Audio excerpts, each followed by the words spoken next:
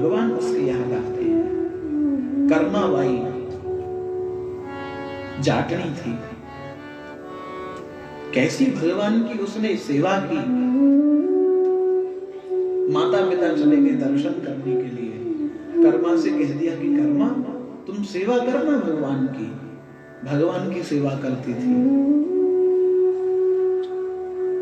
खिचड़ी का भोग लगाती और भगवान स्वयं प्रकट होकर के भोग लगाते।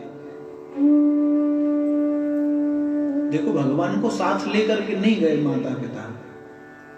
आजकल एक फालतू का वो चल गया है, उसमें डब्बा में बंद किया ठाकुर जी को, कंडिया प्लास्टिक की होती है, लड्डू गोपाल को उसमें बिठाया और लेकर के घूम रहे। अरे क्या मतलब है भैया, सेवा में अपराध बनता है। हमारे ब्रज के संत कहते हैं भक्ति करो, पर भक्ति शास्त्र सम्मत होनी चाहिए, अपनी मन गढ़ंत नहीं होनी चाहिए।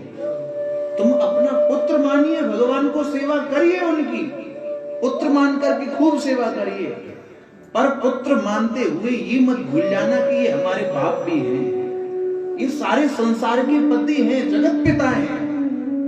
ये चीज नहीं भूलनी चाहिए। अब ये कर्मा में संस्कार कहां से आया? अगर उनके पिता नहीं जाते दर्शन करने के लिए तो कर्मा में संस्कार कहां से आता? तभी तो कर्मा ने की सेवा। पिता कह भी गए सेवा कर।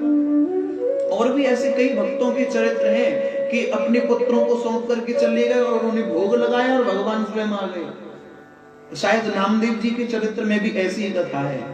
उनके माता पिता भी गए, सेवा सौंप करके गए।